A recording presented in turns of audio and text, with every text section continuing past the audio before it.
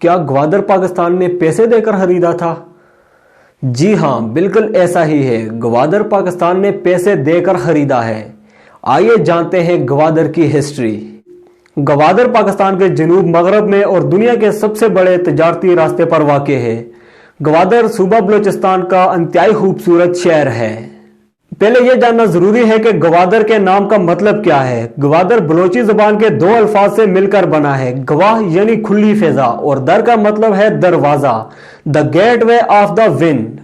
گوادر کی تاریخ کی بات کی جائے تو گوادر کی تاریخ بہت پرانی ہے۔ یہ علاقہ کلانچ اور وادی دشت بھی کہلاتا ہے۔ اس علاقے کا زیادہ تر رقبہ بے آباد اور بنجر تھا۔ گوادر مکران کی تاریخ میں ہمیشہ ایک خاص اہمیت کے حامل رہا ہے۔ ایک روایت کے مطابق حضرت داؤد علیہ السلام کے زمانے میں جب قحط پڑا تو وادی سینا سے بہت سے لوگ کوچ کر کے وادی مکران کے علاقے میں آ گئے۔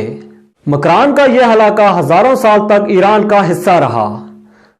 325 قبل از مسیح سکندر اعظم جب برصغیر سے یونان جا رہا تھا تو اس نے یہ علاقہ اتفاقاً دریافت کیا۔ اس کی بڑی فوج کے سپہ سالار نے اپنے جہاز اس کی بندرگاہ پر لنگر انداز کیے۔ اہم سمندری راستے پر واقع ہونے کی وجہ سے سکندر اعظم نے اس علاقے کو فتح کر کے اپنے ایک جنرل کو یہاں کا حکمران بنا دیا، جو 330 قبل از مسیح تک یہاں حکومت کرتا رہا۔ 330 قبل از مسیح میں برصغیر کے حکمران چندرگپت نے حملہ کر کے یونانی جنرل سے یہ علاقہ چھین لیا اور اپنی حکومت میں شامل کر لیا۔ 711 عیسوی میں مسلمان جنرل محمد بن قاسم نے یہ علاقہ فتح کر لیا۔ ہندوستان میں مغل بادشاہوں کے زمانے میں یہ علاقہ مغل سلطنت کا حصہ رہا۔ 1775 میں مسقط کے حکمران اس علاقے میں تجارت کرنے لگے، جن میں ہاتھی دانت اور اس کی مصنوعات، گرم مسالے، اونی لباس وغیرہ کی تجارت کی جاتی تھی۔ 1783 میں گوادر کی تاریخ میں ایک بہت بڑا موڑ آیا۔ تو ہوا کچھ یوں کہ گوادر کے ساحل کے اس پار ایک ملک ہے عمان، وہاں کے بادشاہ پر اسی بادشاہ کے بھائی نے حملہ کر دیا اور بادشاہت پر قبضہ کر لیا۔ بادشاہ بھائیوں میں ایسا ہی چلتا ہے۔ تو عمان کے بادشاہ سلامت نے میر نوری نصیر خان کو خط لکھا اور یہاں آنے کی خواہش ظاہر کی۔ تو خان نے سلطان کو فوری طور پر یہاں آنے کی اجازت دے دی اور گوادر کا سارا علاقہ سلطان کے کنٹرول میں دے دیا تاکہ وہ عمان پر دوبارہ سے بادشاہت قائم کر سکیں، اور یہ پالیسی کام بھی کر گئی اور سلطان نے دوبارہ سے عمان پر بادشاہت بھی قائم کر لی۔ لیکن گوادر کو نہیں چھوڑا، بلا ہاتھ میں آیا علاقہ کون چھوڑتا ہے۔ سلطان کے پاس جب دوبارہ اقتدار آ گیا تو انہوں نے گوادر میں فوجی چھاونی قائم کی اور گوادر کا قلعہ بھی تعمیر کروایا۔ 1797 میں خان آف قلات نے سلطان سے کہا، جناب یہ علاقہ تو آپ کو دوستی کی غرض سے دیا تھا، آپ تو قبضہ ہی جما کر بیٹھ گئے ہیں، مہمانداری کی تھی، آپ تو مالک ہی بن بیٹھے ہیں۔ سلطان نے ایسا ہی جواب دیا جو اس موقع پر اکثر سلطان دیا کرتے ہیں، چلو بھائی بھاگو، مغل گئے انگریز آگے، لیکن گوادر پر عمان کی حکومت ہی چلتی رہی۔ گوادر دور ہی اتنا تھا کہ انگریزوں نے اس پر قبضہ کرنے کی کوشش ہی نہیں کی۔ عمان کی حکومت سے معاہدہ کر لیا اور یہاں پر کچھ چوکیاں بھی بنا لیں۔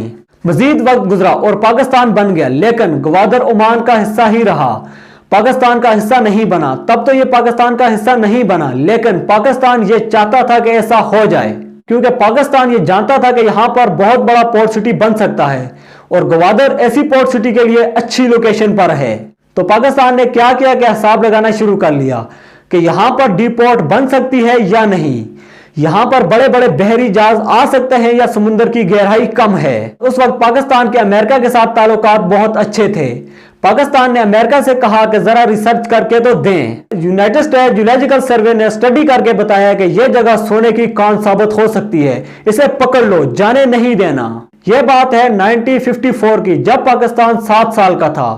پاکستان نے عمان سے کہا کہ گوادر ہمیں بیچ دو، بحث ہوئی، آخر سودا طے پا گیا۔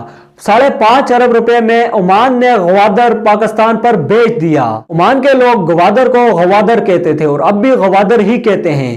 وہاں کے لوگوں سے گاف اور جی کی ساؤنڈ نہیں بولی جاتی۔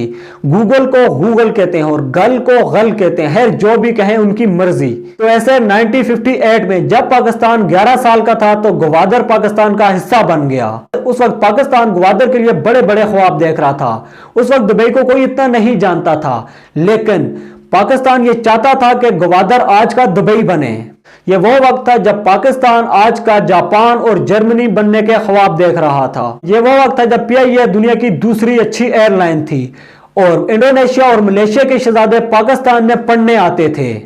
और शायद आपको यह बात सुनकर हैरत हो कि 1963 में पाकिस्तान ने जर्मनी को 120 मिलियन रुपए का कर्जा दिया था। तब दूसरी जंग अजीम के बाद जर्मनी तबाह हुआ पड़ा था और उन्होंने अपने मुल्क को दोबारा खड़ा करने के लिए दुनिया के अमीर तरीन मुल्कों से कर्जे लिए थे और उन्हीं अमीर तरीन मुल्कों में से एक पाकिस्तान भी था। पाकिस्तान ने बहुत अच्छे दिन भी देखे हैं और आज उन्हीं अच्छे दिनों को वापस लाने के ख्वाब हम सभी देख रहे हैं। जहां सब कुछ हो रहा है वहां चीन की मदद से गवादर के सोए हुए ख्वाबों को भी जगाया जा रहा है और अब ऐसा लग रहा है कि वाकई किस्मत जाग गई है क्योंकि सी पैक बन रहा है। मेरा इरादा तो था कि सी पैक पर भी बात करूं क्योंकि गवादर और सी पैक का चोली दामन का साथ है, लेकिन वीडियो काफी लंबी हो जाएगी। इंशाल्लाह फिर किसी वीडियो में सी पैक के बारे में बात होगी। तो अभी के लिए इजाजत, मिलते हैं इंशाल्लाह फिर किसी अच्छी सी वीडियो में। खुदा हाफिज।